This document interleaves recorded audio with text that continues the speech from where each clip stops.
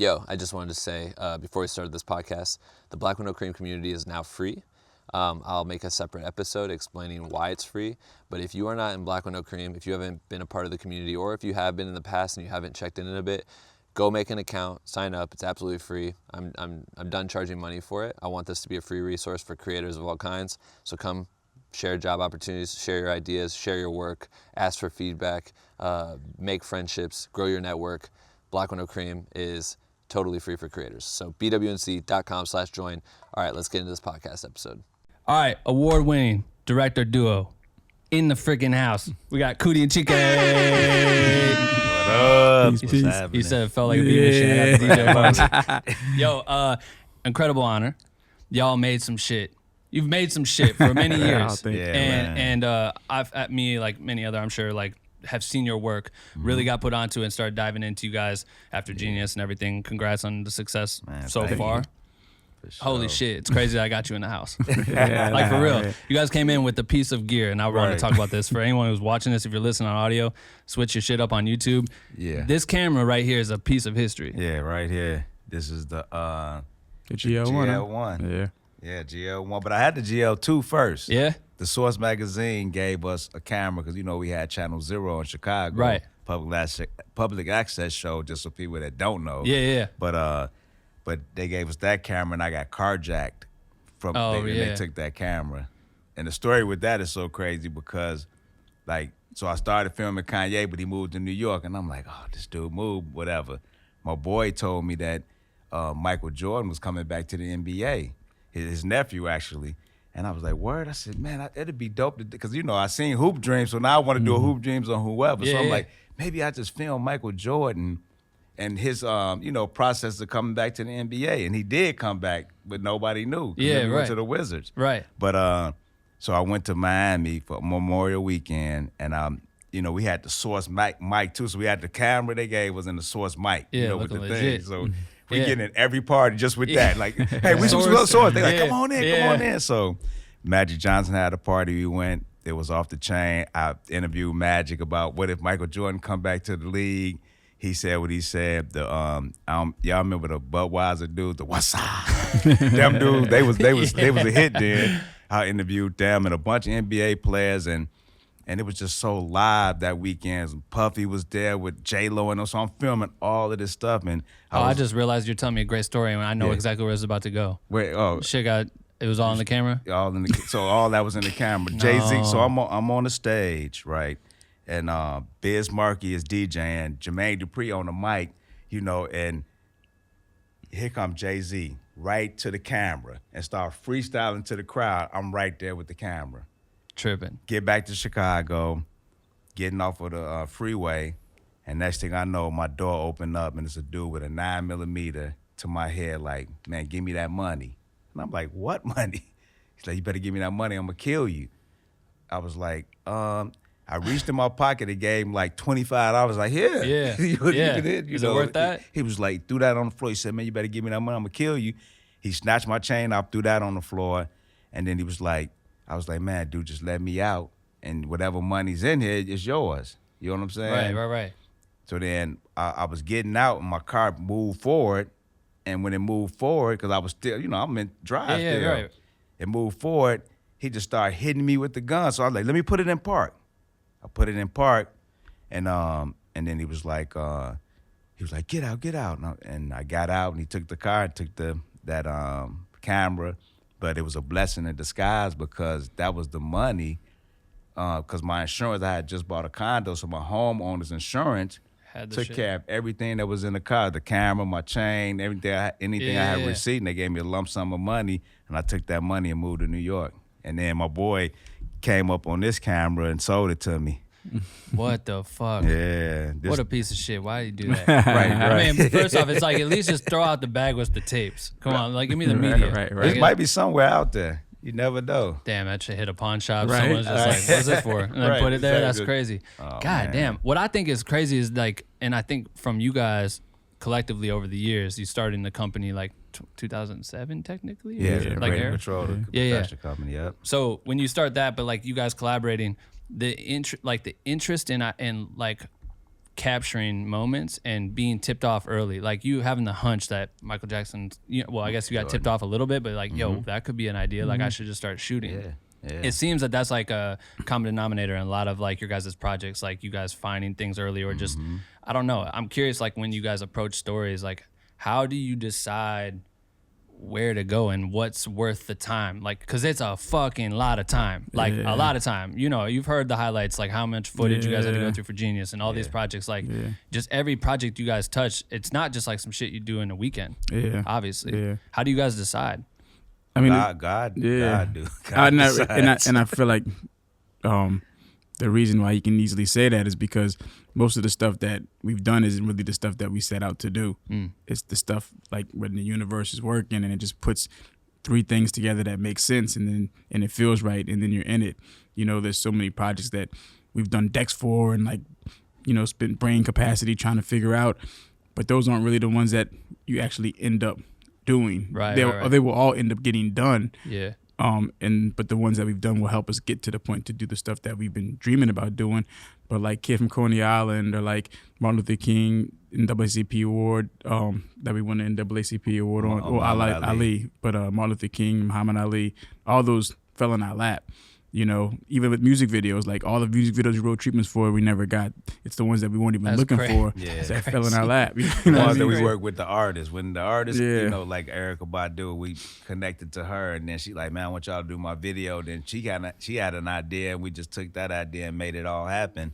But the collaboration only works with us. But like he said, when we actually write treatments, and then Chike like extra progressive too, so.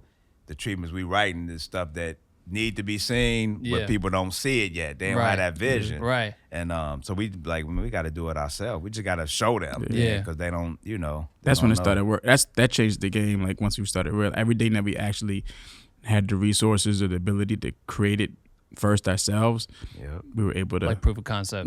Which we started with the 5D cameras. That's when we was like, oh. I started on the 7D. You started on 7D? I was like 7D. Like I shot on DV tapes and cameras like that for a long time, but that was like my first time seeing like, oh wow, I could make some real shit. You know what I mean? Like our boy Dame Daz bought us the first 5D. Really? Yeah. That's crazy. But this DP Woods, he put us on. He always has all these gadgets around. So he's the first one that actually showed us a DSLR camera. And we were just like, what? Like it was so small. It might have been the 7. It might have been the 7D that he first showed us for the first time. I ain't gonna say what it was, but ain't gonna get nobody no extra shout outs on this podcast. Well, it was a DSLR. I will say that. I told him I was like, this shit gotta be how it is, because some people shoot different shit. It is what it is when we do it with Canon, but they're just like, yo, do your podcast. It is what it is. But I feel like that's the beauty of it, is like we discover some of these things and it's really our brains, but the tools then can kind of like unlock new things in your brain when you see like possibility, and that makes you chase hard, and then you guys, a lot of it's right place, right time, you know, and building the network. For sure. Because I know for you guys, I'm curious, like for your individual stories, because y'all didn't meet till later. Like how did you guys, you know, like kind of move through your artistic phase early on in life, like early, like what was it do you feel like that affected you in your childhood that made you feel hungry to be able to chase story, made you be able to like calculate and tell, like be able to really tell, like this is something that even if it landed on your lap, like this is worth the time, or we should take this and see where it goes. Well, I mean, for me artistically, I've always been I guess attracted to the arts. So from a little kid, I used to wake up on Saturday morning, Sunday morning cartoons with construction paper, and I'm like building stuff, like the cartoons in the peripheral, but I'm always making stuff with construction paper or copying, drawing. So I always was skilled at drawing, and so, but I wanted to play sports. Like that was my passion was sports, but my skill set was in art. And so my mother and my aunt, they just made sure that they made me make time for that throughout my whole, until I realized like, oh, this is something I need to pursue as opposed to sports. Because you can be passionate something but not be that good at it. Yeah, most of the things in my life. You know what I'm saying? So that's what it was like for sports for me. But like art was something that I actually was good at, and I loved just thinking and being super creative. I thought everybody was like that, and I didn't realize it was something that was actually special or a gift. You know what I mean? Were you taking classes and shit too? I used to go to like summer camps. My mother would like, in order for me to go to sports camp or play ball, she'd make me go to like an arts camp. Fire. Yeah, and so which is dope because I didn't not like it. You know what I mean? So I was like, okay, cool. Yeah. And that was like the one thing that I would get like. Everybody would say, "Oh man, he's different. He's like, little bit, above average." Right. Where more than I would in like basketball or anything else like that. Yeah. Damn, that's So, sick. yeah. It's great. It's cool too when those types of blessings happen like early on, or someone guides you or at least allows you to excel in that stuff. Because if your mom felt like creativity wouldn't ever make you money someday, and like, nah, don't fucking around with that. Like, go learn math and shit. You know what I mean? Yeah. Or sports too, because sports is like another option. People want people to be healthy, all that shit. And like, obviously you had the best of both worlds, but that's really dope that she like pushed you in that lane. What was it for you? Right. Well, for me, it was a couple of things. Everything happened for a reason. So my sister's 2 years older than me, and she was taking radio TV at high school. And I'm in 7th grade, and they used to have an after-school thing, so she would stay for that. And my mother was like, would send me up there, kind of like to watch over her, even though I'm younger, but, just like make sure it's the all nagging little brother. But so they was working with cameras, and I'm looking at all of this, and not knowing, that I was going to be doing anything of this nature. But when my freshman year orientation, the guy who was running the class, the teacher, he would put me on the camera, but at my freshman year orientation, so I'm on the camera. Like, I went to the school already, so that was already like, oh, shoot, I look like I'm cool, right?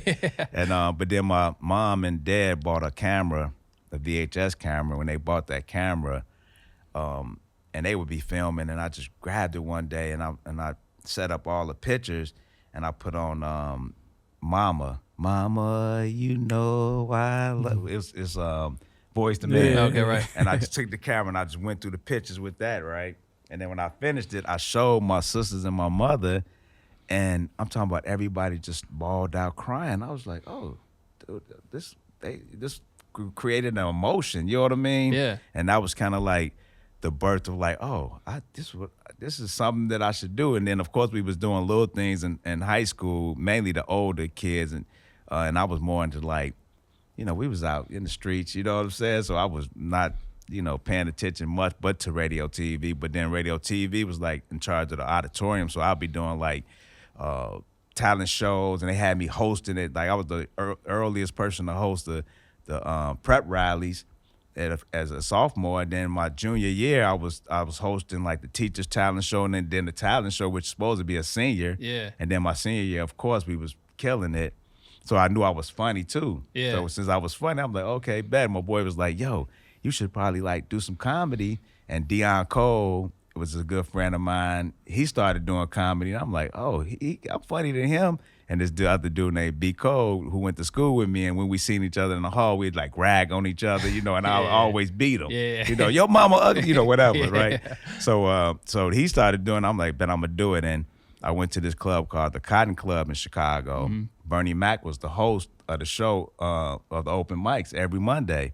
So I wrote some jokes, went there, Bernie Mac on stage, and there was this other guy named Jimmy Spinks. If y'all remember the show Car Wash back in the day. Car Wash, whoa, whoa, whoa. But Car Wash, so Jimmy Spinks, you got to watch it. It's good. Yeah. Richard Pryor, all of them in it. But he was a big guy, actor. He used to be like the Jim McMahon. Anybody who know Johnny Carson's show, Jim McMahon or whoever. You aging yourself right now. Right? I know. I'm old. I caught the tail end of it. I'm trying. Hold on, wait a minute. I'm with you. I know Bernie back, but everybody else. Yeah. So, long story short, the guy before me bombed, the comedian. He like, oh, nobody was laughing. Get off the stage, whatever. He talking just shit. left the stage. Yeah. Bernie Mac went up there talking to him. Like, man, you just don't lead the stage. You better, But he was really talking to me. I'm next up. I'm like, okay, and don't what? And do what? And then after we brought me on, I paid attention to what he was saying, and I rocked the show. Damn. And from that point, Bernie Mac became my mentor, and Jimmy Spinks. So Jimmy Spinks taught me how to act. And then Danny Sorge got, it's a longer story than Chike's, but Danny Sorge got, he was cutting hair, and he was like, Coodie, why don't you host this show, Channel Zero, with me? You be the host. He had a camera. I'm like, bet, let's do it. He said, we're going to go outside the concerts, interview everybody outside the concert, and after the you know, talk about the artist or whatever, I said, no, let's go in the concert. So we started sneaking in the concerts, but we had filmed ourselves sneaking in.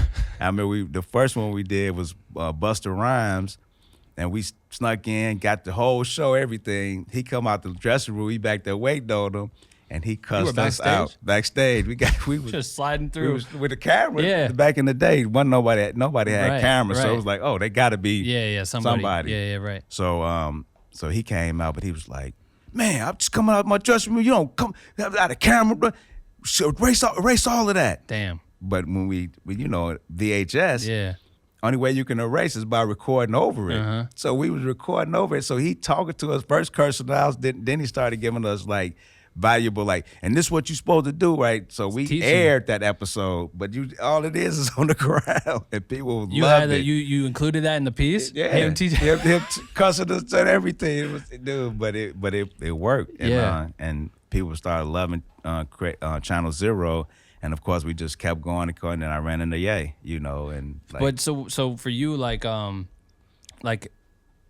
the camera was so intriguing early on, right? Especially with you being around your sister and you're seeing it in person, you're capturing stuff, but you kept ending up on the other side of it, even though you had it on all the time. So it was either you were like front of camera and became sort of like the narrator for whatever the activity was, whether you know, you're documenting tonight's events was blah blah blah, but hosted, right? Yeah, that's so interesting too, to see how that plays into from a docu point, especially a docu director, like being able to tell stories and navigate that and find how you were able to like be that person that people could trust because you could tell good stories. In some cases, sometimes you're airing shit where someone was like saying, don't put this on camera, you put it out, but it pays off because it's like, it's enjoyable, it's fun. Yeah. That's crazy. It's still content. It's still, you know, people was loving it. Yeah. You know? And we was wild though.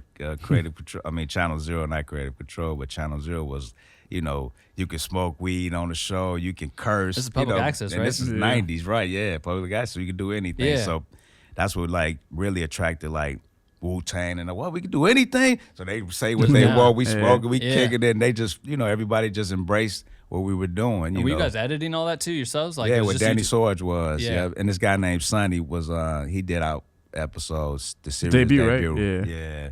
Which that's the show I showed Chike, and when we first met, and he was like, oh, you know. That's really what, when we started having conversations about film. Yeah. Before we were really just kicking it. We probably spent a year just kicking it. You know what I mean? But once he showed me Channel Zero, I just was like, oh, this is what you on? Like, it was amazing. It was as raw as it was.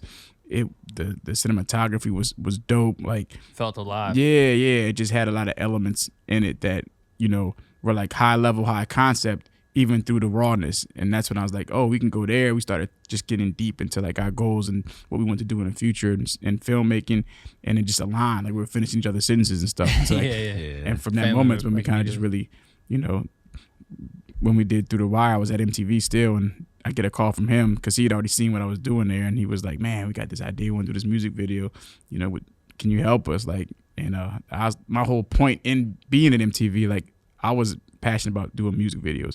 So I really wasn't into like, I never thought about doing docs, never thought I'd ever make a documentary. I wasn't thinking about doing feature films or anything. Like, my passion and goal was music videos.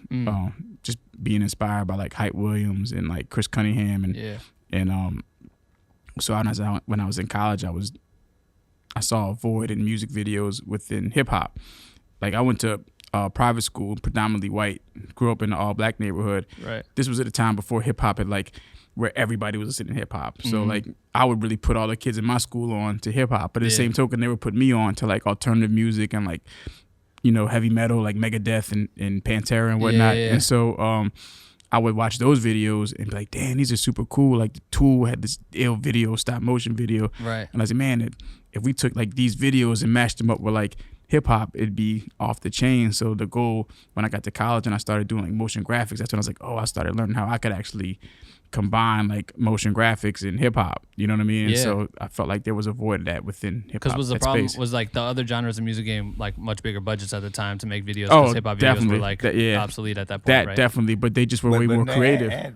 It was remember hip hop videos though was $1 million, 500. Yeah, like some were, but they were still more than that. You know what I mean? Like if they were getting that plus more money. You know what I'm saying? Like I know that Tool video costs way more than like, you know, a Far Side video. You know what I'm saying? Something like that. But like I just felt like there was only a small number of music videos in hip hop that were actually super creative and super dope, and those were the filmmakers that I gravitated towards. Like Hype was doing that work, you know. You were learning like 3D animation too. And shit, right? So were you just naturally like just falling into that? Was school like pushing you? That happened just with the whole art, like me building stuff as a kid. Yeah. So like that's what I wanted to go to school for initially. When SCAD came to my school, they showed us their reel, and I saw this. This is when Toy Story had just came out. Okay, word. And so I saw that. I was like, damn, I want to do that. Like, you can do that. Yeah. Until I realized like all of that is programming. Like it's not like most of it's math and numbers. You know what I mean? And rendering, and it has nothing to do with so much like. It's not like clay where you're building something and shaping it. It's like a whole nother process. So that kind of turned me off of it. But the design element. But the design element, and I found like I was messing with industrial design for a little bit, and got into video and motion graphics. Motion graphics was dope because it just was brand new. It was the first major that we had at the school that like we were the first school to offer a motion graphics major. Yeah, right. And so I don't know, I just thought it was amazing. I learned After Effects and all these programs, and gave me this skills to just create. Yeah, right. You know what I mean? What kind of motion graphics were you like? Because I think when people think motion graphics, they're thinking like titling or what like what all was of the that. motion Yeah. It was diving in. Diving in. Like I definitely at one point. Matter of fact, on my demo reel, the thing that stood out that actually got me the job at MTV was a title sequence that I created for a fake Tony K movie. Hard. And like I deconstructed a subway with all these shapes and colors, and had like the shapes revealing like the film, the names of the people were in the film, and like it was like it's one of my still today. I feel like it's one of the best things I ever made. Is that shit online? I gotta find that. I definitely have. I know I have my demo reel somewhere, and I did this other piece where I like rotoscoped. This was like before Waking Life and all that, but like around the same time. But I rotoscoped like this break dancer dancing. So then when you took the actual thing and left the paint, and I had like done it with this ill negative space, and it was like this breaker dancing out of color, and everything was fire. What year is this? This is like 2000. Bro, like the computer was sweating doing rotos back then. You know what I'm saying? I'm just learning that though. How you got the job at MTV? That's crazy. Yeah, they saw my reel. Like I had to send in my like it wasn't about your resume or nothing. It was all about I need to see your demo reel. Right. You know what I'm saying? Right. And you just had the connection and applied for the thing, and then you got in there and well, my roommate Snoop, who went to school with me at the same time. Yeah. He was at HBO at the time. He actually got the job first out, and we all moved out there together. He got this black book that had all the names of all the executives and all this industry. Right. Yeah, he got that at HBO. Oh, okay. And so I got the book, and I just cold called. Like, I know you're not supposed to, but I'm like, I'm hungry. Like, I'm trying to get on. You know what I mean? And so I called the person, Rami Man. She's She's the person who hired me. And I just talked to her, and she had me come in, and she looked at my reel, and she just straight up said, like, man, I just want to see your work, but we're not hiring right now, but I'll call you, and and I just knew, like, dang, you just let me, you just telling me that, She literally called me back like a couple months later and was like, we got a space open for you to come in and kind of start off like a freelance, but it's gonna be like a week, but that week turned into like a few years. Bro, anyone who's listening, especially this season, the commonalities of everyone that sat in that chair that talks about cold emailing or just being willing to go above and beyond, the shit that can come from that is so crazy. Yeah. I love that shit. There's a whole book about that, ain't it? About the cold call. Oh, yeah. I forget the name, man. I was trying to remember. It is. It's like really just putting it out there because no one gives a shit about what you're doing until you make them know, right? Exactly. So like being able to put yourself in their surroundings and getting that space is so key, and like that gets you an MTV, which then makes you guys meet, and then you guys create an entire career, which is very weird, right? How weird is that? That's just the most random. Man. What I think is tight too is like you guys having that background and then you guys connecting, but then you talking about how your first real experience was like laying out pictures on the table and filming that, and then you guys' video was like for Through the Wire is like very much similar to that. That was definitely a motivation. Was it? And this girl showed me this collage book too, that was like, oh dang, this is crazy as well. It was like in a photo album, but we did it different. But that was one of the inspirations, at least for the Polaroids too, because Kanye wanted to do the he ain't like the 3/4 because Hype Williams was doing the letterbox. Right. And I was like, let's put ours in Polaroids. Yeah. And then of course I had the documentary footage to put in there, which is in the movie, us talking about that in the dentist's office. Yeah. But it's so crazy though, even talking about videos, because our video we did through the wire. I think we kind of like messed up them video budgets in hip hop as far as like them 500, 700,000, because Kanye kept saying, "Man, I paid for this myself. It only cost this much money, right?" Fucking say it out loud. But it was like so many things that, because like the guy NT who did the actual movement, he.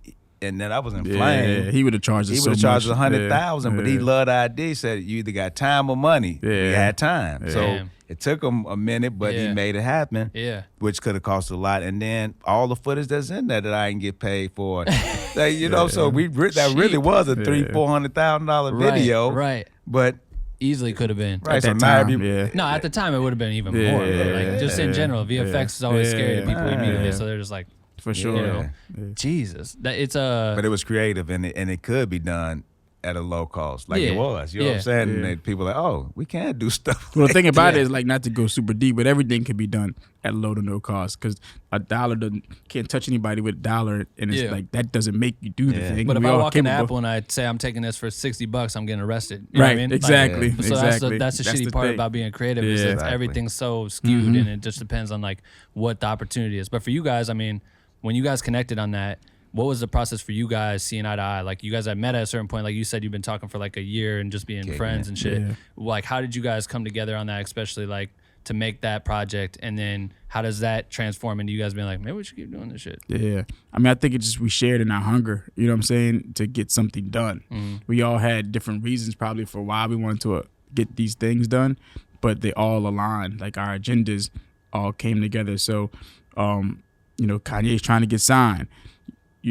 Coodie's part of that journey with him doing whatever he can to help him get signed, but also found a passion in documentary filmmaking. So he has a passion to like see how far he can take that. Yeah. Me, I'm music videos. Like this is I see the opportunity. So it's like we all had something that was burning in us that we were trying to accomplish. So it helped unify us, and then over conversations, when we just realized how much of our creative process aligned, we were just so much on the same page, and it was fun working together. Like we enjoyed each other's company, you know what I mean? So I really think though our friendship is what I think more than like our creative, more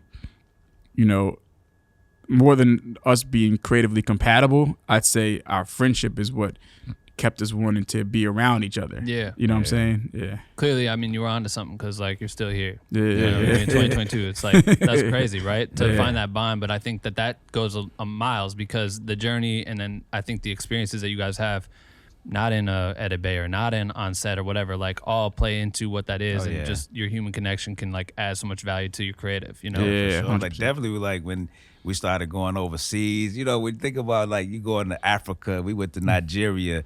I'm like, I could have done this by myself, but it's so much fun and feel a lot more comfortable when you got somebody that you cool with, and y'all we eating like Chike a foodie, so we gonna find the places to eat. So we eating and we just having a ball and we doing our moving in our purpose and passion. So it's the best ever. And then when some most ridiculous things happen, nobody thinks you're lying because now we got somebody else that actually experienced Exactly. Were you guys like at that point? You have that hit and obviously start directing more visuals. Was this conversations you guys were having like, yo, maybe we build this into something like, because that was like Through the Wire was like 2002, 2004, 4. So and the company didn't form till like a couple years later. So how did you guys like? Were you even think like? I guess because in the doc it shows like this is just hunger. Like you're just like record. There's never a question about it. Like you might be traveling all over the world, but you probably aren't saying like I need a salary and all these things. Like you're not talking about business, right? You're just passionately capturing. So then at what point do you guys start realizing like, yo, like you're seeing other business moguls, you're around some of these people and you're starting to see people the way they build their businesses. What made you guys kind of formulate yours or figure out how to like navigate this world of like docu filmmaking and then music videos? I think the business aspect really came when we got signed to A Band Apart, which was Quentin Tarantino's and Lawrence Bender's music video side, though. That's hard. Yeah, and so they were repping us as video directors. But that's when we saw the business of it. You know what I mean? The production company's getting 20% off the and we're like, what?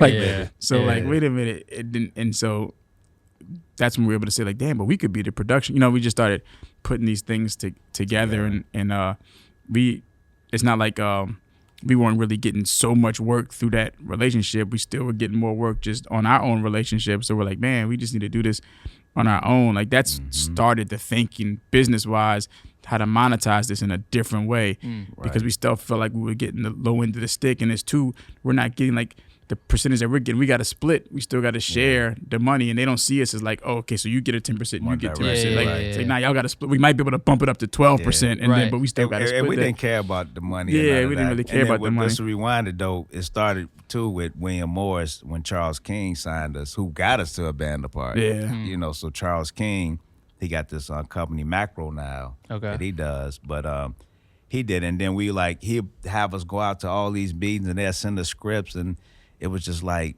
I don't know if y'all seen Soul Plane, but it was like them type of scripts, movies that they was giving us. I'm like, no, we give us something like really that can impact our culture. You know what I mean? So we turned down a lot of movies, which people looked at us crazy because we didn't have no money. You know what I'm saying? So it was more than just getting the money, but were you guys looking to do films like immediately? He was, but not me. You were. That was like a goal for you. Yeah. You were like music videos, and you were like, you want to go cinema. Yeah, when we did Through the Wire, Ben Wilson. I don't know if you've seen Benji, the 30 for 30. I haven't seen it yet. I was watching. I was reading a shit ton of articles on it, but I need to watch it. Yeah, check it out. Yeah. So when we did, before we did that, after Through the Wire, Ben Wilson brother, who the doc is about.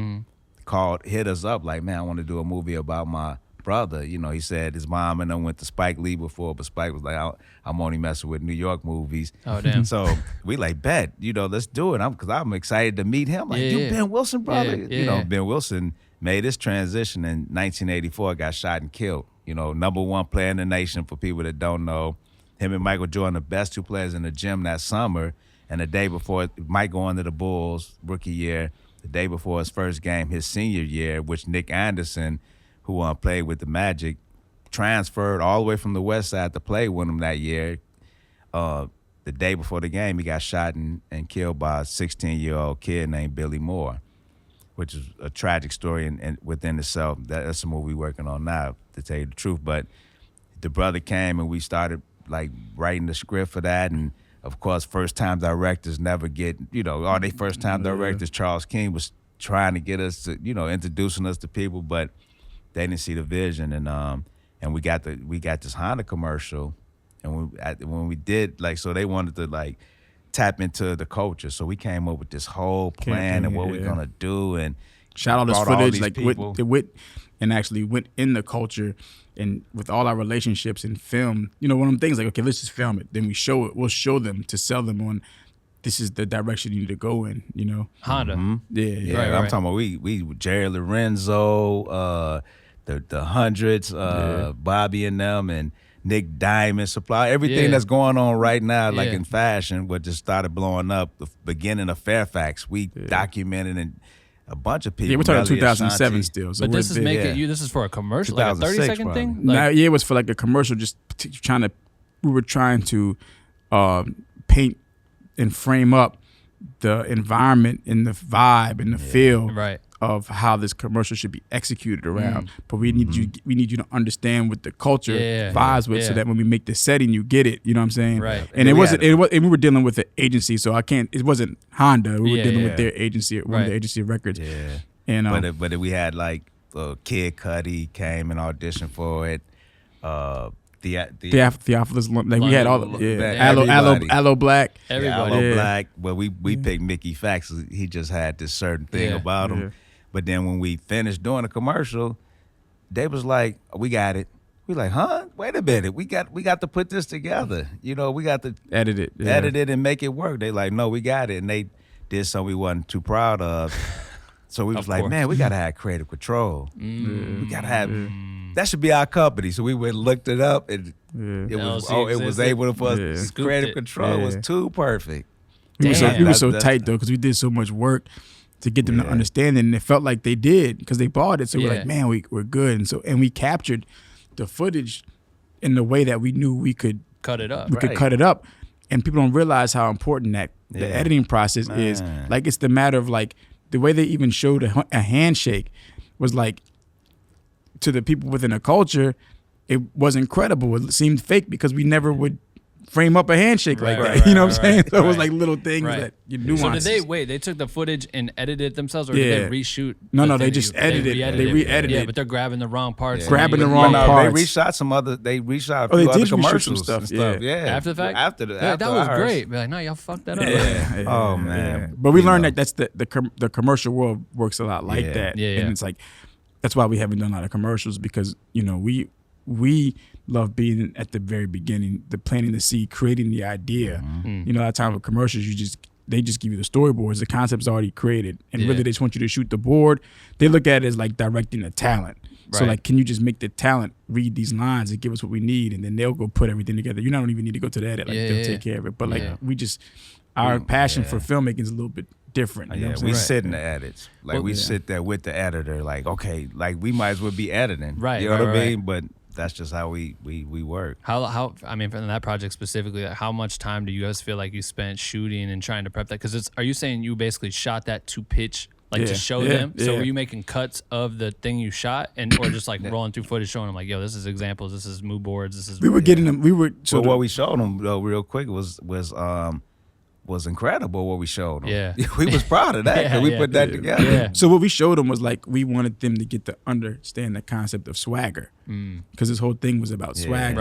Right. But that was before swagger was a cause thing. You know what I'm saying? Like, nobody knew what swagger was. Like, so then we were having people explain what swag was and what swagger was, so they could understand it. Because Mickey was the character, or whoever it was the person that needed to represent swag. Right. But this is like, everybody knows what swag is now, but nobody knew that then. Their style and shit. Like, you got some suits controlling the narrative. And it's like, that ain't it, man. Yeah. That's interesting, because that's how I felt that struggle too, working through agencies. And there's always like this divide of like the true like through line of like what the client always wants. And that's always, I feel like, a lot of directors' biggest issues with it. And it's interesting that you guys formulated your whole business. We did the same shit. Business part too, where it's like, bro, it's so frustrating when you. Because then sometimes you get there and like they're like, can you just make this happen? You're like, yeah, but if you would have called me like 3 weeks before this, we could have made it like 18 times better. You know what I mean? Yeah. So you guys start that, and then immediately are you guys like pumping it like, all right, this is our new like brick and mortar. Like, we want to make sure people see that we are running this brand, that we are the ones that you should call for XYZ. Are you immediately kind of turned off from commercials after that? So then are you pivoting to what? Yeah, we started pivoting to like, you know, COODIE always wanted to have a network, and we just wanted to pivot to a position that could give us more control, give us more autonomy over like what we wanted to do, and also kind of put our work out there. So that's when we kind of said like, man, we need to get a website. We need to, you know, since we got a name, now we got to, how does it look to the public? We got to brand it. You know? Right. And so that's when we came up with the Creative Control.tv, which was like, really started off as our, I guess our demo reel. Like we were just creating something to showcase our work, but we could go and shoot whatever and put it up there, like just start creating stuff just to have a creative space for ourselves. But then we ran into Dame Dash in the airport. I ran into Dame Dash in the airport, and you know, we knew him from back, you know, obviously we all had a relationship with him, and I showed him the site, started talking about him, and he was like, man, he started, because he had some stuff that he wanted to do with the American New magazine. He wanted to like turn it into video content, and just with all his different companies, and he was like, man, let's figure it, let's do it. Like he bought into it. Next thing you know, we in New York in his house on Lay Street upstairs, and you know, trying to make this, you know, network happen. Put all these things, you know, put all these companies together. Yeah, but it really, when you got with Dame the first time, it was him and Mos Def, and they wanted to do a documentary about this rock band, punk rock band called Death. Which actually happened. They actually ended up doing it. They didn't, but Death actually did it. But there's three brothers, black brothers from Detroit that started punk rock. Yeah, the name was Death, right? Hard. And right, you know, hard. But Clive Davis, they wouldn't change. Was like, man, y'all got to change the name. He didn't want the Death to be their name, so they didn't do it. So that album never came out, but it became like a Coke album. Oh, so, wow. Yeah, you watch that doc. Right. We didn't get to do it. We met them. We shot stuff with them, but like he said, that's when he showed Dame the website that we had, and we got with Dame, and I remember I manifested the Canon camera, because I'm like, dude, what if you had this? And like he said, our guy was put us up on the case study. Like, look at these cameras. I'm like, whoa. And then I said, if I get one of them, I'm gonna shoot everything. And then when we got with Dame bought us the Canon 5D. Yeah. And we grabbed it, and I'm talking about, I shot so much stuff that Canon gave us what, 3 other cameras? Buku lenses. So now we giving it to like interns, and they go on to shoot, and that's how creative control our we had a network. We literally had a network, right? You know, it was in a matter of just like not that large of a lift, like a small lift turned into a big, a little bit more of a lift. Next thing you know it, we were in the office now because Dame had some relationships, got us an office, DD-172. Turning, we kind of in a small period of time had what we probably feel like would have been like Andy Warhol's factory. Like we never experienced that, but we had a collective where like, I mean, you would go in there any given time, you would have like, and had different layers. You would have like the Black Keys playing downstairs, but with like Mos Def rapping. Like it was these weird collabs with Zoe Kravitz getting on the drums, you know what I'm saying? Or like it was all these weird. Then at the time there was a crazy punk scene happening in New York. Yeah. And so this cat was bringing by all these punk acts, and like you had, I can't remember some of the names off the top, but a lot of them went on to be like really big acts. And so but they started collaborating. Ski Beats, who produced most of Reasonable Doubt, like he's in there making beats. And so then Currency's coming in, all these artists and like it's crazy. And what are you all just we're trying documenting to like all of it? For a magazine? Like now for the network. So all this stuff is becoming content and shows. So creative control. But we had like lived like Ski Beats will make a beat. Most Def will go in there and put his, like we filming all of this. Right. Then we'll make the video. Then we'll go out and shoot a video with these. Like, let's just do it. Right. And then it just became. And then it would end up on MTV, like because we had the relationship. Actually, real quick. So Erykah Badu would be in there. That's how. So first Jay Electronica. Right. He would be there. Yeah. And then he actually told Badu, like, man, you should get COODIE and Chike to do the video you want to do, which became Window Seat video. Crazy. Yeah, which we shot with a Canon. Yeah. Just one take. Yeah. One take. Yeah. And when we did that, we finished the video, and MTV wanted to premiere the video first. Now mind you had to do all of this, get it.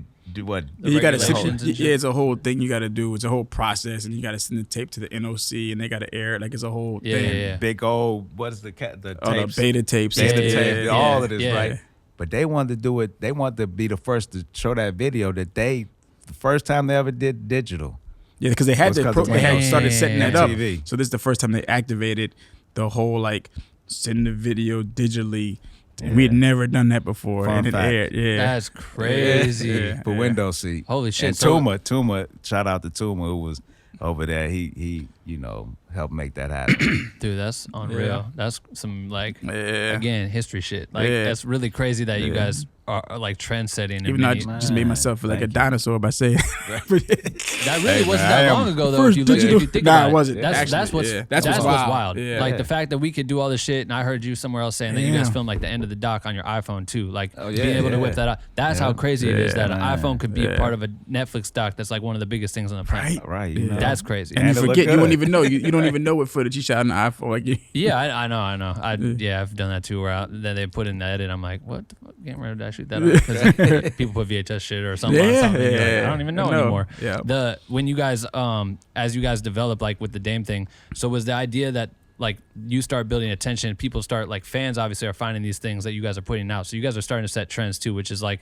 that's like blog era, right? Like blogs started blowing up, and at the same time, so if your network is releasing media, there's a lot of like current versions of that, like Lyrical Lemonade is like the new version of that. There's like Ill Roots was earlier, Mike Carson was just on here not too long. So like that type of shit, like you'd see these people do this stuff, but it was cool because you start building up your own like empire, right? Like people know that you're kind of that person, but like just by you being in this space or Dame, I don't know what was the benefit of you guys being there for him. I'm gonna stop the podcast real quick just for a second to talk about the illest thing I've ever done as a creative, and in my opinion that was start the Black Window Cream community. Creating like an online place for creatives of all walks of life, whether you're just getting started or you've been doing this for 25 years, for everyone to be able to come into a safe space and connect with each other has just been so motivating. I see people share their ideas, provide tips and tricks. They're offering job opportunities if people are getting hired. They're connecting. They're building friendships, like real authentic friendships, by just being in this creative space together. It's such a cutthroat industry. And I feel like we're always just pitted to be against each other, to try to flex on each other all the time on social media and stuff. But this is not that. It's the exact opposite. The walls are down. We're all just with each other, like as if we were in some massive coffee shop, just shooting the shit. So if you haven't joined the community, I highly suggest you check it out. BWNC.com/join. We would love to have you in there. Come and say hi. We'll see you in the community. All right, let's get back to this podcast episode. It's because we brought like our relationship. So like that's what made it. It's almost like the community. That's what made the community very unique and interesting, because Dame, from being a mogul, and he had like, you know, a Naomi Campbell or Lenny Kravitz and like, you know, Cindy Crawford. So they would come by, but then we would have like all the cool people in New York. D and Ricky would come through, and like Vashti would come through. Like these are all our relationships from just being in New York. So we kind of had like all the real cool current vibe, and he had like the just Hollywood big vibe. And then they would like, he had the Black Keys through Rocky and Mackenzie, who was his at that time were his assistants, but like they became like, you know, more than the VPs and stuff. You guys are in the circle. Yeah, it created this interesting, just like, it made even that place a destination, because it was a gallery there, and we, you know, he had art. Dame always had art in the house, right? And so, but then we had people that came through that we have relationships with too, that came and curated the gallery. So we had ill artworks by like renowned artists in there, and we'd have parties in there at the same time. And so I think what Salehi used to come in. Salehi drew this ill picture of Currency. I'll never forget. Coodie has it on his collage. But this is way before Salehi was like doing this. He was just a young, hungry shoe designer that was looking for a lane, and was inspired by everybody else that came around. So he was just like, people would just come. It was like a magnet. Well, the place sounds like it's supposed to, that like only pushes you to do your best work, like to be thriving. People like, you know, that's the place where no one's sleeping at. That's the place where everyone's like clocked in and will work like a racehorse, because they just want to like, because you're going up against greats. Everyone's like competing with each other in a weird way. You know what I mean? To like exercise their arts and shit. And community, it was like a community that, but within a community, there were all kind of other sub-communities that were being created that you wouldn't even know. Like there's probably relationships that are going on right now that started there that we don't even know about. You know what I'm saying? Well, that's just crazy, because just how many fucking people you guys refer to, like the Rolodex of people you've met in your life. You know what I mean? Like, and to be able to keep that shit organized in your head, to be like, that person did this and I'll do this relationship. Or just you guys talking about Erica. Like, you go back earlier, you're saying we submit treatments, whatever. Maybe those ones are getting bid on, but just because you happen to be in a room and you might have shot someone playing drums for a little bit or whatever, and Erica's like, yo, you guys are hard. Can we run around in the street and I'm just going to take my clothes off and we'll film it in 10 minutes? And like, you do it, and then boom, there's a huge video. You know what I mean? And documented the whole process. Like documented her from the day before, that day, after, kept documenting. So we got crazy footage. It was actually something Pitbull. Extreme. We did Pitbull, Kulo video, and we got so much documentary footage on Pitbull. It's amazing to see, because he's so different now. He was in the street. I bet that's hilarious. But it was something so special in the sense of like, it, you know, everything happens for a reason, but if it happened to have kept going, we were just a little bit too ahead of the time. So we had trouble monetizing it because, you know, the space wasn't like, we were first ones really shooting at these at that way we were shooting at, and brands didn't really know how to interact with us. But like, everything was happening so organic. We even started putting shows together, like with Currency, like we'd put concerts together and started off in like churches, and started off in the basement. Then it moved to like these other small venues. Next thing you know, we're like at Gramercy Hall, putting on a whole thing, working with like Live Nation. Like you instantly see how something small can turn into something big. You know what I mean? And it helped everybody around there, let you know like you just got to dream fucking big. Because, you know, and you don't have to get intimidated by where you're trying to go. Dream as big as you can. But then just take steps. You know it's baby steps. What's so crazy though is like once we got started, then next thing we know, we getting like short form videos from Africa, from Norway, from all these different places with our logo on it. Worldwide. They wanted to put our logo on there, and they was shooting like how we was shooting, and like it was all about either fashion, you know, just lifestyle really. Oh, you're talking about like people biting the style? No, not even biting. It's just like, yo, we got this over here. Like the fashion y'all got here, we got a whole community that's doing stuff similar to that. And then like our way we edited it inspired them, so they would edit it in the same fashion so that it could sit in our site, put our logo on it. And so then we had collaborators. Now we would start having stuff from like Amanda Diva, Rocky, Rocky Thunder back in the day, Sam Seed and them with the Gatekeepers. They did it. So these are like this is part of the network where it starts to grow, where you're able to have access to things remotely. Because almost. everybody's being inspired. Yeah, by Blitz. Of the independence and trying to create a lane for themselves, because everybody here is not getting a lane in mainstream America, is not making it easy for them. You know what I'm saying? Yeah. Like it didn't make it easy for us. So they see an opportunity here to grow their platform. You know what I'm saying as well. And we would give channels to people. So like, you know, all you had to do was put in the work. Like there was no money, so nobody was like, so if it's dope and we feel like it fits our aesthetic and it works, you got to show. You know what I'm saying? And so we had people from all over the world now submitting content, and it really became a true network. That's like creative control, man. That's crazy. Yeah. You really led that shit. Yeah. Is it as you know, when you look at reflecting wise, like what's the younger version of you thinking about where you guys were at 8 years ago with the full, like everything is just like bananas, right? Like life is just chaotic. You guys are going from one thing to the next. Was it wild for you to be in those spaces? You know what I mean? Like from where you guys came from, and like to be involved in such a like top tier level of access, right? To be in that top tier level of access. What were you guys like taking time to reflect at the moment when it was happening? Because I mean, I would want to know if you were doing that right now, because every year it progressively gets more nuts. But were you taking time for that? Or was it really just like putting your head down? You just feel like you've just been grinding this entire time? Yeah, just keep moving. Just kept moving. I mean, from Channel Zero, I was always around celebrities. You know what I mean? Even though I stuck and got next to him where I got next to him, me and Danny, but we always around. I just really realized that, oh, these are regular people. Right. You know what I mean? And then as like you said, we got with Dame, and we were around all these other celebrities. It was like the same thing. Like, wait, we're just all the same. But some people worship, celebrities, and look at, but my thing is like we learn from groupies, so they connect to that. You know what I mean? I think celebrities connect. Oh yeah, because they know they real. Even though they actors or whatever. At times, the same way, but I think it's more just like your talent takes you places. It's almost like if you're like a basketball player and you're going to play pickup, you know what I mean? Like the better players just start to gravitate around one another, and then that just starts to grow. And now they're playing games together on a travel team, and they're playing leagues together, and it just expands. So I feel like, and I feel like it's all. I feel like for me, it's always been like that. Even though I grew up in like a rough neighborhood in New Orleans, just I always found myself in other rooms and spaces that normally I probably shouldn't be in, but somehow that's always been there since a kid. I mean, I think it happened by my mother sending me to a private school. Like I remember Allie Copeland. She's Al Copeland's daughter, was in my class, and she used to get dropped off in a limousine. Al Copeland is the person who created Popeyes. Right. And I was like, for me, it was always like, I'm going back to this hood, but I'm literally around all these people that got up in a the limo. biggest money in the city. You know what I'm saying? So yeah. So I never looked at it weird. I just looked at it like, I guess just my energy in my life always put me in these weird rooms. Yeah. Which I think on purpose, because like when I moved to New York and I'm in these, and I guess being in MTV and all the, you're like teed up. You're ready to it's be. Already, you don't look at it like, you don't get struck by it. You know what I mean? Yeah. Yeah, because I think if you can make everyone feel hella comfortable, that's how you're gonna get the best shit on camera, right? Like if people realize that you're not there for some clout shit or whatever it is, like which so many people ruin their careers by doing that, which is weird to watch. Yeah.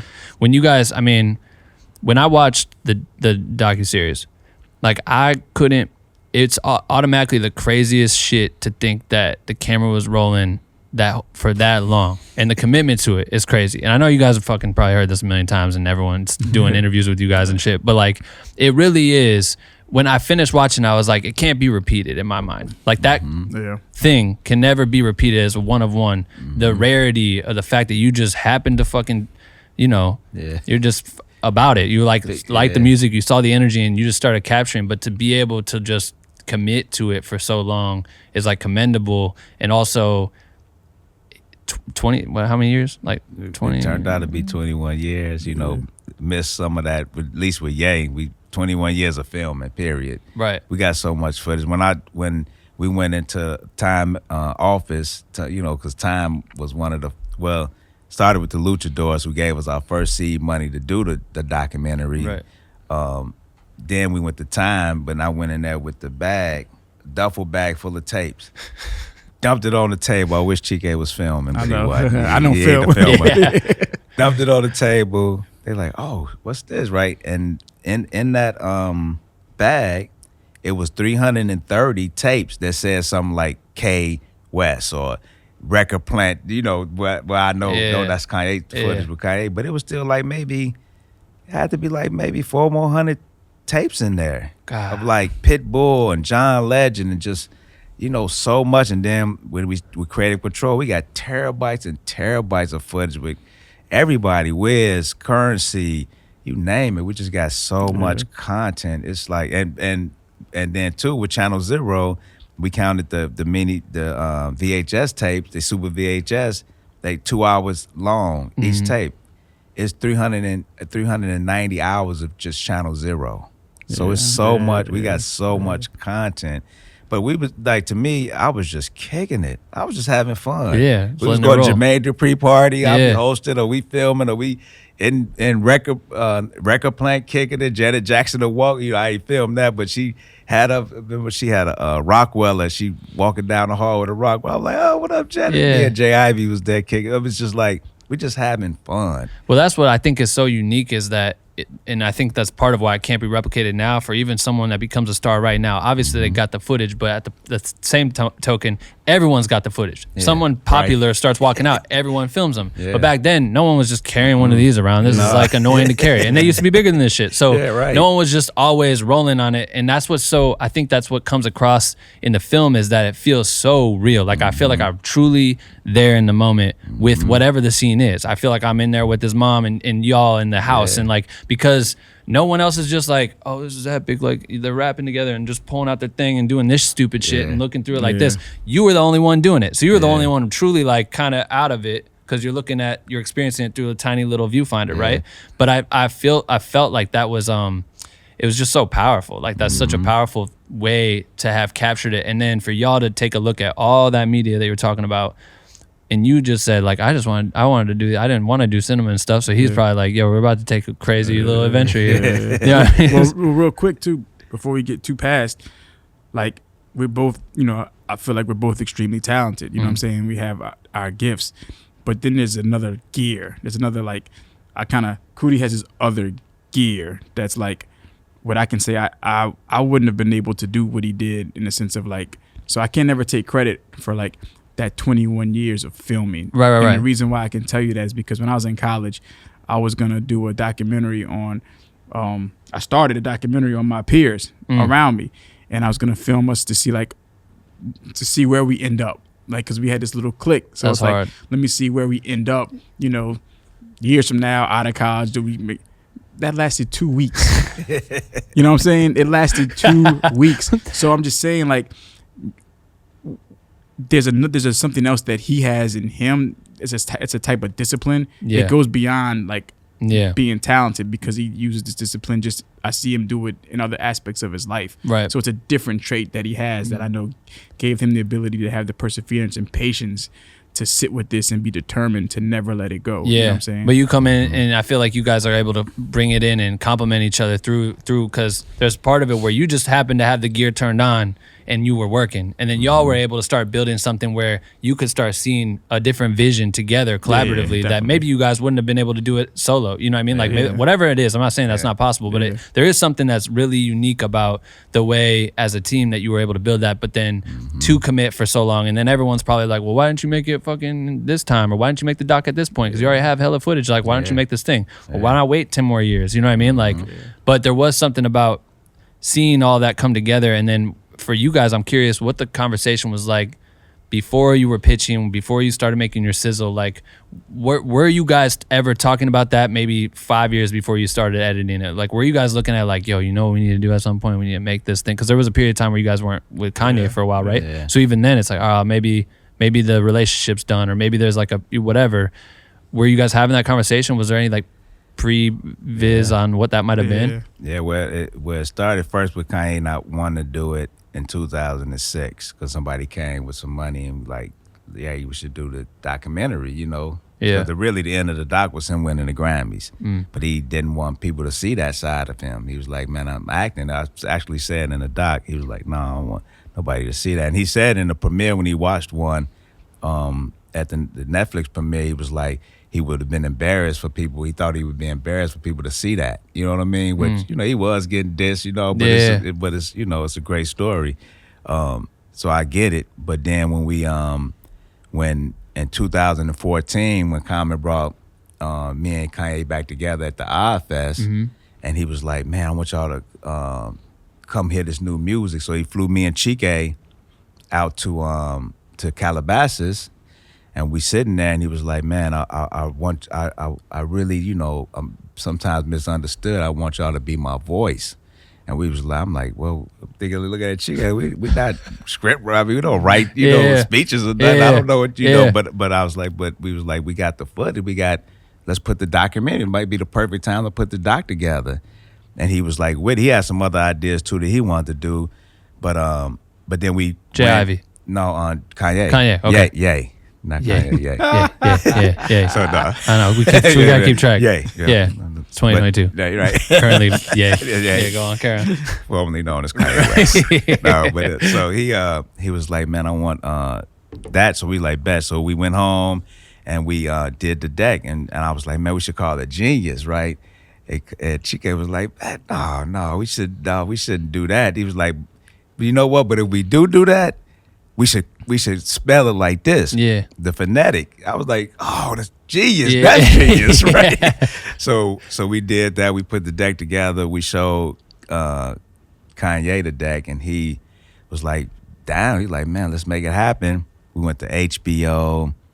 They was like, whoa, yeah, let's figure this out. Let's do it. So when Kanye business people got involved, it just went to nothing because they had another probably agenda for Ye. Right. You know what I'm saying? So, you know, I'm just like, okay, well, it ain't time. You know, everything happens in God's time. That's what we always say. So I'm like, okay, well, it's just not happening right now. The next time around, God was just putting everything together. So we was in this thing called Worlds. Our girl Tessa had us come out to do like a panel with her.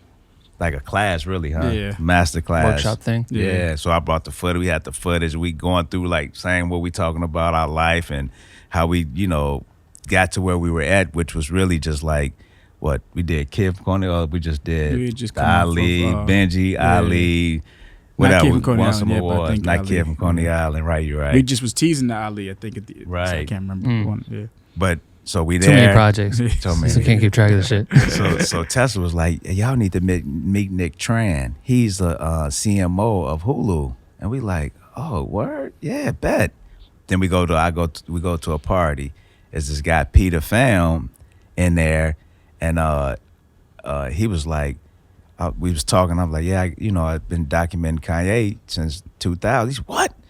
You got to meet Nick Tran. I'm like, oh, this is the second person said we need to meet Nick Tran. So now we in the in this like big room, and Baron Davis, which is a good friend of ours, we did a thing with him called Road to the Rucker, which never came out. We need to put it out, Baron, if you're listening. But we that'd be tight. Right. So I'm talking to him. Subscribe. Right. Come on.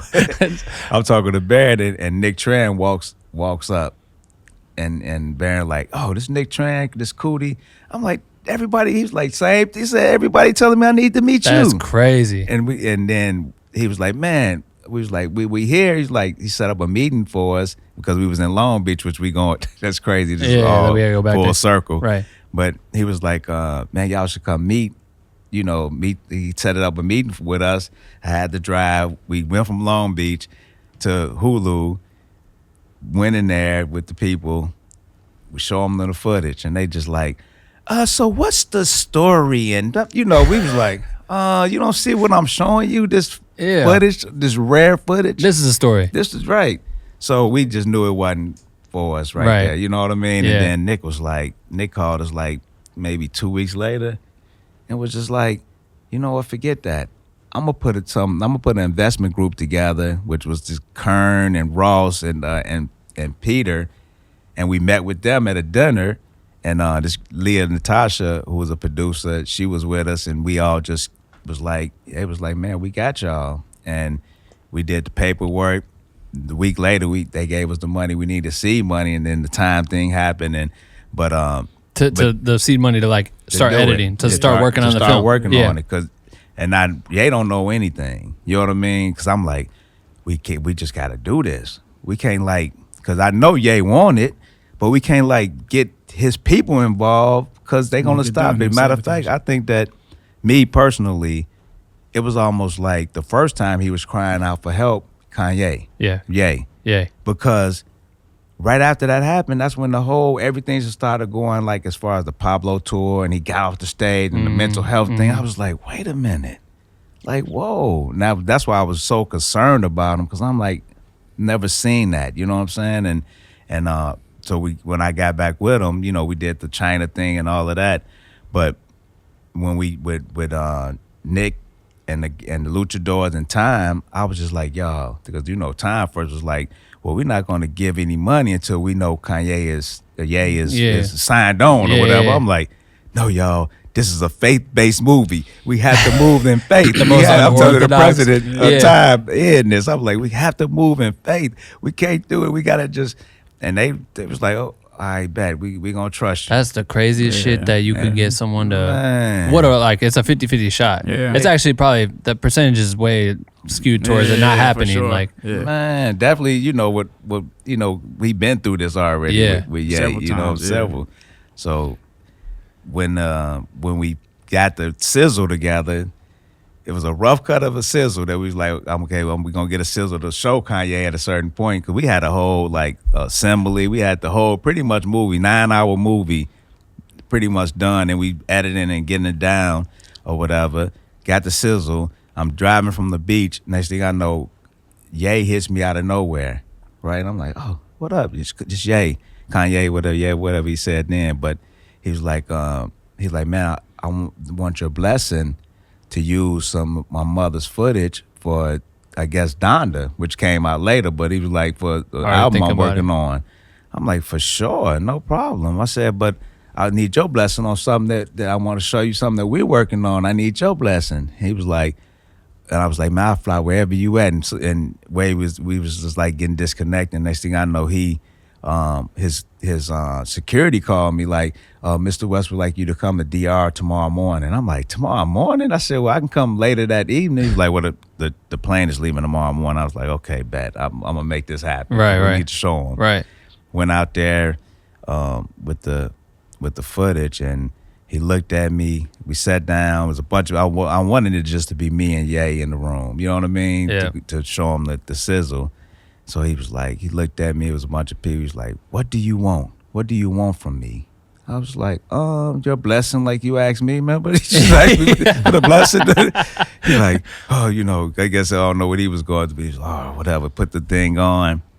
And we was watching, he was just like, oh, wait, oh, you got that? I didn't know you had, oh, man. So he was like loving it. And then we, that's when the whole, everything just, we went, Dave Barry and Mike Novakratz, two good friends. Well, Dave Barry, a real estate tycoon, and we knew him through this thing we was doing with Ghetto Gastro with John in Paris. We met him there, so we cool with him, and he came to the premiere, kid from Coney Island. So I knew him, but I didn't know Mike, who Kanye was staying in Mike Novakratz's house. Where you were showing him the piece at? Yeah, in DR, and when Mike walked in, Dave was right behind him. I was like, oh, Dave. He was like, COODIE. And Kanye was like, y'all know each other? and then Dave was like, man, yeah, we go way back, you know. And then Kanye was like, look at God. That's what Kanye said. Yeah. And actually, when I went to the dinner with them, it wasn't because Kanye asked me. All I heard was Kanye say, you ask him. And I turned around, and here come Dave walking up to me. He's like, man, you want to go to dinner with us? We're going to have dinner and drinks at the thing. I was like, bet I'm coming, but I'm going to bring this camera. Yeah. He's like, come on. Yeah. So that's when all that happened or whatever. But that is crazy. Yeah. That is literally crazy. Yeah. When you guys were putting the deck together, together originally off of what he had said. Like, I want you to tell my story. I want that comment that he made. Was the intention like in the deck, the way it came out on the film? Like with you doing different. Like it was more so like analyzing the mind of like the different versions of a genius, you know, of Kanye. So it was like, Yeezy. I mean, it wasn't even Yeezy yet. It was Louis Vuitton Don. It was like, and it was broken down into all these chapters, maybe personalities. You know, so it was more around dissecting in a narration format. Like you intended, like someone would narrate, or nah? Like we thought about Kanye just like doing an interview with Kanye talking about everything. You know? And this is way before. This is before a lot of like, the political stuff and all that. Right? He hadn't gone on any of that part yet. If I'm not mistaken, I think it definitely was after the Pablo stuff, but before any the political stuff. Right. So 2014. It was just a very different landscape. 15. And, you know okay, word. Yeah. Because I think it's when you look at it in its entirety, what I thought, because without knowing how all this came together, and I just watched that shit, and I'm just like, it's so sick to me to see the person that holds this thing never gets to flip it. You know what I mean? And so for it to come from your point of view and like to see, like, because it's usually like all about me. You know what I mean? It's Kanye. It's like, why wouldn't he be like, so then I did this, then I did this, then I did this. But you are telling it, and I think that adds like this insane layer that makes that thing untouchable, which is like the coolest shit to watch. And I think that was such a good touch at some point. I'm not sure when you guys decided to do that. I want to see the sizzle, and I want to see the 9-hour one. Well, the crazy thing is at the time, if we would have put that other doc out, it definitely would have been a more traditional style doc, probably more about Ye, and then to think it would have been, even though our spiritual journey had already kind of was blossoming then, it had blossomed so much more since then. So like when it came time for us to really do the film, you know, currently, man, we just knew the story was way bigger than that, and it became about how can we do something to really impact people. It's not so much about it being about Kanye. It's not about being about Coodie. It's not saying that Ye's genius. It's not saying that Coodie's genius. It's saying like we all have a genius within us. We all have to figure out what that thing is that we really passionate about. What's that thing that you would do, you know, put effort to for nothing? And how do you follow? What's the blueprint to follow that? It's like we see two people that actually did that. You rarely get to see it. People talk about it. People talk about like speaking things into fruition. So like we can remove the people from this concept, and we were about like how can we show people how to move in a passion and use faith against adversity. Exactly. Or, you know what I mean? And we really can't take the credit for like that idea because it really that's why we always say Jesus direct because it was in the footage. You know what I mean? When we put all the footage assembled together, it was right there. And how God worked is that right after Kid from Coney Island, we had two amazing editors, which was Max Allman and Jason Harper, who they joined the forces because we had to get A Kid from Coney Island, which is Stephon Marbury's story. We had to get that to Tribeca in a short amount of time. So we had Jason as his editor, but Jason was like, "Man, I can't make this happen this quick by myself." So he brought So he brought Max as another main editor. They made that happen with Kid from Coney Island, and then we moved right from there to Jeen-yuhs, and then God was like, you know what? I got y'all, Coodie. I know how you love to kick it. I know how you love to be out and partying, and you know. So he was like, I'm about to shut the world down. I'm about to shut the world down. Y'all going in quarantine. Now you can go through all this footage. Jason and them can go through all the footage. Byron, our assistant editor, was digitizing, and then it just set us down, and we was able to really focus on making this and other stuff we was doing too. You know what I'm saying? But mainly that. And it just worked. How much time do you feel like you guys was the total post, like as far as like sitting down and really going through it? Like altogether 2 years before 2 years from us starting in 2019, right? Yeah, right after the premiere, and luckily we got to do the premiere because Stephon Marbury was like, we shouldn't do this premiere. We should close, you know, because that's when everything started. When we did it, he definitely called it though. He said it was gonna get crazy. He did say it. So that was March. That was February. So from that time, 2020. until we premiered in what? It's probably one of the last premieres. Yeah, it was. Yeah, It definitely That's crazy. was. Yeah. Yeah, because I mean the hype built up, and then everyone had to just wait and It shit. was We're over. like, But it actually worked out in our behalf because like it played so well on Netflix because of that. Yeah. Because Yeah, people all were of starving that. to watch. They were at Right. home and they need stuff to watch. So it Right. really helped it boost its visibility. Yeah. Yeah. I think I even remember watching episode 1 at our friend's house. Like we all went over to like watch it together, Mm-hmm. and then because it was like a low moment, and then eventually shit picked up again. We're like, Yeah. fuck, we gotta watch this. Like whatever. Yeah. Isn't that crazy? Yeah. When you as you guys progress now, like, because I just keep looking at the fucking shirts you guys design, the hoodies that you guys design. Because we're going to Complex Con to date this. Y'all are on the panel. You guys are gonna be doing some speaking at Complex Con with Canon. Also, we're at Canon's facility. That's how we do this podcast. What's up with the clothing line? Because you guys put your own spin on this shit, and it looks incredible. Yeah. It's really, really dope, and I know you guys are diving into that. Plus, you guys just dress fly. I'm just like a very much. This is the last thing I ever Your think whole about. crew's dress fly. So Yeah, I know. That's why I bring them around to make it, you know what I mean? So I look like shit. But for us, it's just another artistic expression. You know what I mean? I've always been into trying to do a clothing line. I had a clothing line several years ago called Hot Air. But at the time, it just didn't make sense. It was a diversion off of us trying to achieve our goal in filmmaking. So we kind of And it wasn't good. No, I'm playing. it was fine. Hot Air is a tight name. That was a tight We had name. an ill collab with Nick Diamond. We did where the whole thing was based off that of was hot air sick. balloons. And Oh, whatnot. sick. But we tabled it and so we could just focus our energy on fashion. You have to really put a lot of energy into Yeah. it. So when we came up now, we had more time. We've been able to realize something that's been able to like put more resources into things that we're just passionate about. You know, fashion's always kind of been one. And but how do we make it part of our story as far as like make it make sense to us still as filmmakers? So we came up with Product of Creative Control as filmware. So it's creating filmware stuff for like G&E. You know what I mean? Like, and I feel like when you go on set, everybody's pulling stuff for outerwear. It's like, but there's nobody that's ever just let's make some fly shit for like the people on DP. Let's set. make some fly shit for like the PA. You know what I'm Yeah, saying? yeah. I love that. That's the impetus of it. And we partnered up with our guy David Gensler, who like he has a brand Vanish, but we've known him for back in the day. He had a real boutique brand SVSV. Like he's very meticulous from into Rocco, like from Rockaway. yeah, he was and all one of of the that. CEOs at Rocco. You know, he's responsible That's for a lot of crazy. your artists. Responsible for a large part of Yay. You know what I mean? Yeah, So, he's an amazing mind. So we partnered with him, and he had a lot of relationships to help bring this to life for our debut, and brought on Bore to get involved. Shit looks crazy. You know, Canon bought into it, so they were down to collab on the first product. Right.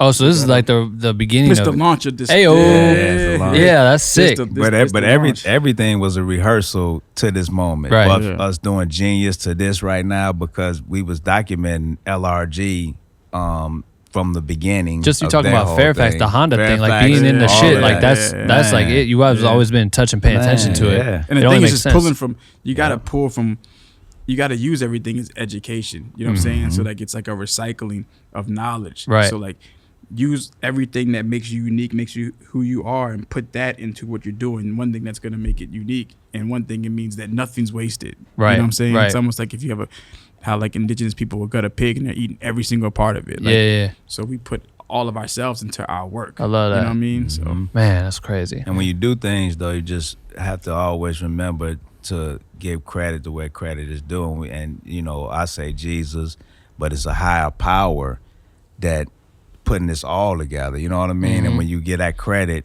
and that gratitude, then that higher power will continue to bless you with more and more. It's amazing how when you do that. So I just wanted to put that out there for anybody listening. Like, you get gratitude to the higher power that really created you, and he, or I'm gonna say the entity, God, Jesus, will keep blessing you, and it's an amazing thing to see. That's hard. The vision is ridiculous. You guys are. I know. I would love to talk to you for hours, and I know you guys are important people. So we gotta get you out of here, dude. I thank you so much for doing that. Nah, it's dope, man. It's super Thank tight. you. Y'all are legends, and I really appreciate it. appreciate you, man. This is how we wrap it, though. You gotta do something real quick. Okay. So basically, anytime we do this when I wrap a show, you guys gotta pick a hashtag, right? So I tell everyone to go to, I'm going to do it to the joint, your official COODIE and Chike Instagram. Yeah. They're going to go to whatever your last post is at the time that they're listening to this. They're going to put this hashtag, they're going to tag me at Ben Reverse World. That way we both know that they finished the whole episode. They'll just be checking in forever. Like, we'll just always have people checking in. So you got to pick up the hashtag. You got to have a little discussion, figure out what you guys want it to be. It could be 2, but I can't help you. What you think? You always good with this type of hashtags? Yeah, what's something that we want the folks to remember, something that we want people to stick with? Hashtag believe. That's too long. That's too long. It got to be short. He already knows what you're about to say. No, you finished each other's sentences. You really could have. You know, one thing I say like this, because I feel like the cure for the world for me to bring everybody together, and there's a lot of reasons why we create the projects that we create.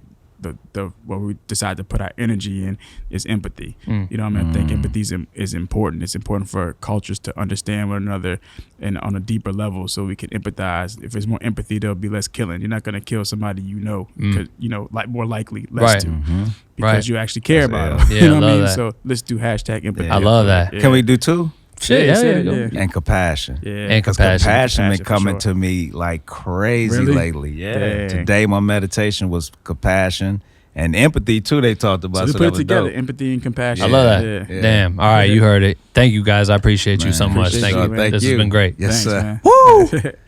Yo, it's Ben. I just wanted to say thank you for listening to today's episode. We have plenty of episodes that have come out in the past, and we're dropping new ones every single Sunday for season 2. So make sure to subscribe on whatever podcast platform you're listening to or watching on. And if you haven't joined Black with No Cream community, what you doing? It's the best community for creators on the planet Earth. Go to bwnc.com/join. We would love to see you in there. Please join. All right, see you next week.